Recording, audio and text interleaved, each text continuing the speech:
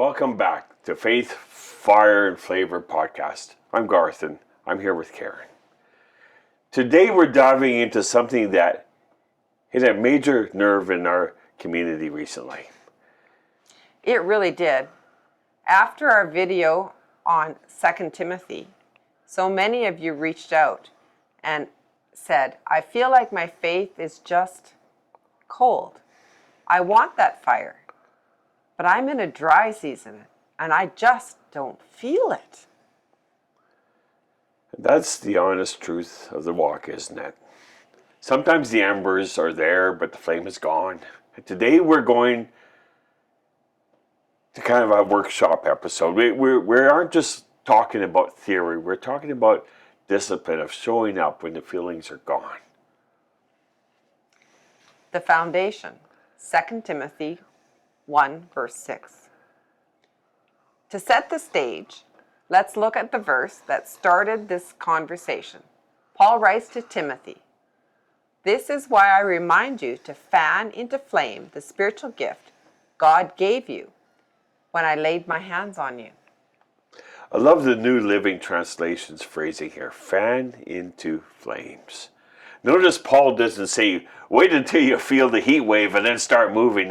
He doesn't do that. He tells this young man, Timothy, who was likely feeling overwhelmed with this new pastoral position he had, perhaps a little bit dry himself, that responsibility that was hanging over his head to stir the fire in his life. It was so important. That's right, Garth. It implies that embers are already there because of what God has done. But the fanning is the work. It's a physical action. If you're at a campsite and the fire is dying, you don't just stare at it and hope it gets bigger. You get on your knees, you get close to those coals, and you start blowing on them. Let's break this down into some simple steps that have helped Garth and I over the years. Step 1, the discipline of the ordinary. So let's just get practical. How do we fan those flames when we're just exhausted, when we're just weary? Step 1 is what I call the discipline of ordinary. It's about meeting God in the garden, at the grill, or at the archery range. And there's a beautiful scriptural mandate for us in 1 Corinthians 10:31. So whether you eat or drink or whatever you do, do all for the glory of God. Whatever we do, whatever you do. That includes the things that feel totally unspiritual. When you decide that weeding the flower bed is an act of worship because you're doing it for God, you're fanning that flame. You're saying, God, my feelings are dry, but my hands are busy for your glory. This is where we stop waiting for that mountaintop moment. Sometimes fanning the flame looks like praying while you're weeding the garden, or talking to God while you're out practicing with your bow. I like that. We often think faith only happens in the quiet room and you have this candle lit and some worship music on, but if you're in a dry season, that quiet room can feel like a desert. Oh, sure can. One of our viewers mentioned feeling God most when doing laundry or dealing with the messy kitchen. That's the key. Use the mundane tasks to show up. Don't wait for the feeling. Offer the activity to God. Say, Lord, I'm folding this shirt, and I don't feel much like it right now, but I'm doing this with you and for you. That is fanning an ember. I like that. You see, our second step is this. Pray the honest breath.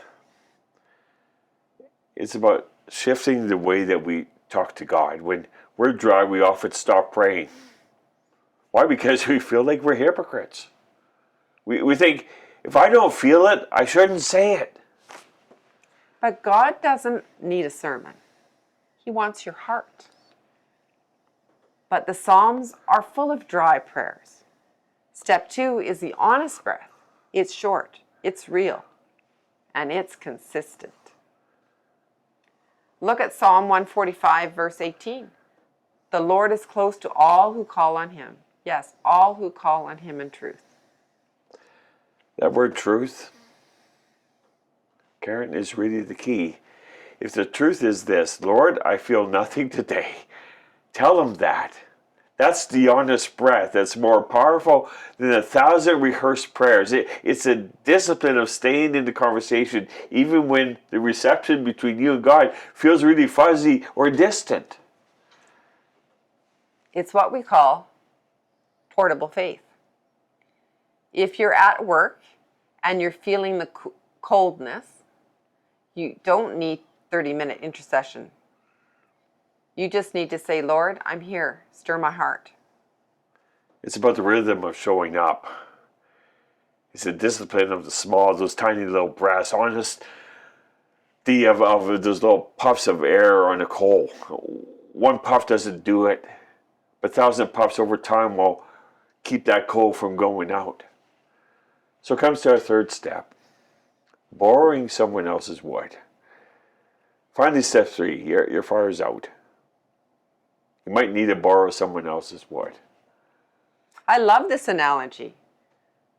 When my own spirit feels dry, I can't always come up with the words. That's when I lean on the community. I listen to worship songs where someone else is singing the truth, or I read a devotional where someone else has done all the digging. We see this principle in Hebrews 10, 24 and 25. Let us think of ways to motivate each other to acts of love and good works. And let's not neglect the meeting of together as some are in the habit of doing, but let's encourage one another because that's the importance of it. When you're dry, meeting together, whether it's a phone call, a small group, or even engaging on your YouTube community, is like putting your cold ember next to someone else's hot one. You motivate or stir each other up. Sometimes you have to let someone else's fire keep you warm until yours catches on again. You see, Karen, we weren't meant to be isolated as campfires. When embers are grouped together, they stay hot longer. If you're feeling dry, tell a friend, hey, I'm in a fan the flame season. I need something. Can you pray for me? Can you help me out? Can you walk this journey with me? Showing up for a podcast like this or commenting on our videos is grouping your embers. You're reminding yourself that you aren't the only one in a dry season. You know, as we wrap up this reflection today, I want you to all remember this, that the fire doesn't need to be a roaring blaze. It just needs to be stirred, like a kid playing with fire. I know I did that. If you're listening and you feel nothing, zero emotion, that's okay. God isn't moved by your feelings. He's moved by your faith. And showing up when you don't feel like it, that is one of the highest forms of faith there is. So go fan those flames. Go pull some weeds, smoke some meat, fold some laundry, and do it for Him. Do it for God's glory. We're praying for your fire to return, one stir at a time. We'll see you next time on Faith, Fire, and Flavor.